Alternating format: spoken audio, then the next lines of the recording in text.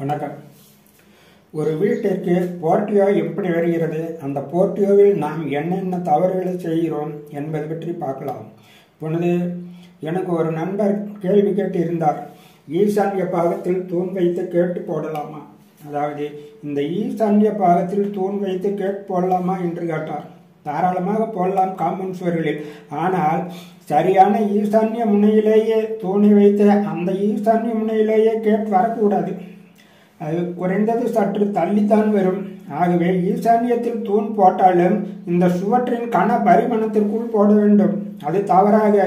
அதைவிட ஈசான்ய தூண் என்பது 2 சுவர்களையும் சேர்த்து சற்று பெரியதாக வரும்படி தூண் போடக்கூடாது. இதுபோல அப்படி போட்டால் உள்ள அளவுகளில் ஈசான்யம் சில அங்குலங்கள் குறைந்து அது தவறாகிறது. ஆகவே இதுபோல தூண் போடக்கூடாது என்பதுதான் முக்கிய காரணம். இப்போது போர்ட்டியோ அமைப்பிற்கு வருவோம். இது ஒரு வடக்கு பார்த்த வீடு. இந்த வடக்கு பார்த்த வீட்டிற்கு 2 பெட்ரூம்கள், சமையலறை, டைனிங் ஹால், ஒரு ஹால் என்ற அமைப்பு. வடக்கு பாகத்தில் முழுவதுமாக போர்ட்டியோ அமைப்பு. இது உதாரணம் வீடு. அப்புறம் போஸ்டர் ரூம், பாத்ரூம் எல்லாம் எங்கே என்று நிறைய பேர் கேட்கிறார்கள். அது அவர்கள் சௌகரியத்துக்கு அது போல வைக்கலாம். எல்லா வீடியோக்களிலும் இதே போல் சொல்ல முடிவதில்லை.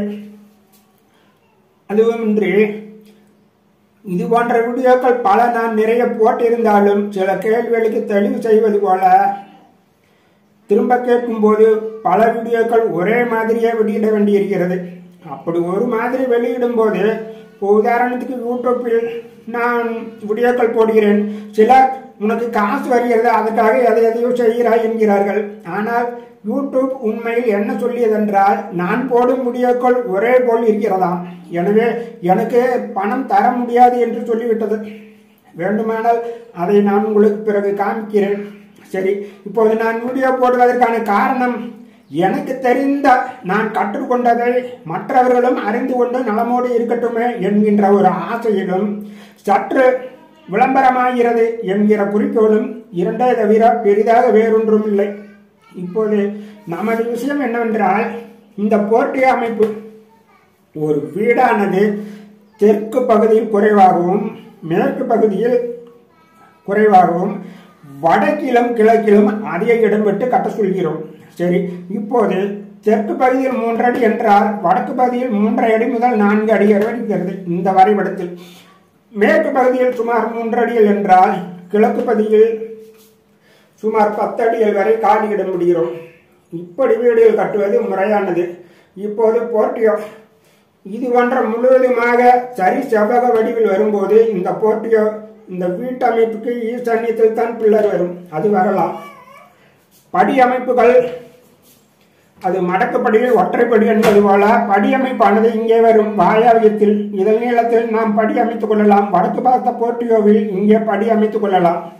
இது போன்ற படி அமைப்பு வைத்து நேருக்கு நேராக மீதிய போர்ட்டியோவை போடும்போது அது சரியான முறை.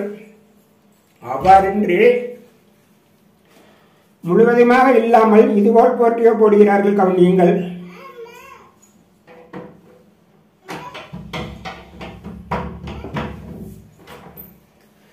இது வடக்கிலே படி அமைப்பு இந்த வீட்டிற்கு. சரி, போர்ட்டியோ என்ன செய்கிறார்கள் என்றால், ஒரு மலைகள் வரும்போது அங்கே கார் வண்டிகள் நுழையக்கூடாது என்பதற்காக இந்த இடத்தில் ஒரு தூண், சரியான ஈசான்ய முனையில் ஒரு தூண், இங்கே ஒரு தூண் அல்லது இதுபோல வைத்து அந்த போர்ட்டியோ அமைப்பானது நமது கிழக்கு சுவர் வரைக்கும், அதாவது காம்பவுண்ட் சுவர் வரைக்கும் தாராளமாக அமைக்கிறார்கள். இப்படி இப்போது இந்த வீட்டிற்கு போர்ட்டியோ அமைப்பு வீட்டிலிருந்து கிழக்கு சுவரை தொட்டும் வடக்கு சுவரை தொட்டும் ஈசான்யம் முழுவதுமாக ஈசான்யத்தில் தூண் நிறுத்தியும் இது போன்ற வீட்டு அமைப்பை தந்து விடுகிறார்கள். இப்போது சொன்னால், வடக்கு கிழக்கு காலியிடம் வேண்டுமே என்று நாங்கள் கேட்டால், வீட்டிற்கு வெளியில இது காலியிடம் என்கிறார்கள். தூணை இங்கே நிறுவி மேலே கான்கிரீட் கிழக்கு காம்பவுண்ட் வரை போன பிறகு இது எப்படி காலியிடம் என்று சொல்வது? பலரும் அப்படித்தான் நிர்மாணிக்கிறார்கள். இப்போது இது போல வீடு போர்ட்டியோ போட்டால் தவறா என்றால் கண்டிப்பாக பெரும் தவறு. இந்த ஈசான்யில் தூண் வரும்போது மொத்த கன பரிமாணமும் ஈசான்யம் வரை வந்துவிட்டது. இப்போது இந்த வீடு கிழக்கு ஈசான்யத்தில் இருந்துதான் ஆரம்பிக்கிறோம். தெற்கிலும் மேற்கிலும் காலியிடம் விட்டு ஈசான்யத்திலிருந்து வீட்டை ஆரம்பிக்கிறோம். இதுபோல பல வீடுகள் கண்டிப்பாக நான் பார்த்து விட்டேன். இப்படித்தான் கட்டி இருக்கிறார்கள். இப்போதும் குறைந்த அளவுள்ள இடங்களில் இதுபோல கட்டுவதைத்தான் விரும்புகிறார்கள். எக்காரணம் கொண்டும் கண்டிப்பாக இதுபோல் வீடு அமைக்கவே கூடாது. அப்படி அமைக்கும் போதுதான் ஈசான்யத்தில் தூண் வருவதை தவிர்க்க சொன்னமே ஒழிய ஈசான்ய காமம் சுவர்க்குள் தூண் வருவதை தவறு என்று நாங்கள் சொல்லவில்லை. அதே போல ஒரு வீட்டிற்கு முன் சொன்னது போல வீட்டிற்கு நேர் கொடுக்கும் போது இதுபோல் போட்டி அமைப்பு கொடுத்தால் இந்த இடத்தில் ஈசான்யத்தில் தூண் வர வேண்டும். அப்போதுதான் வீடு செவ்வகமாக இருக்கும். இது போன்ற அமைப்புகளை தவிர்க்க வேண்டும். கண்டிப்பாக இதுபோல் வீடு சதுரம் அல்லது செவ்வகம் இந்த முறையில் தான் வீட்டை அமைக்க வேண்டும். நன்றி.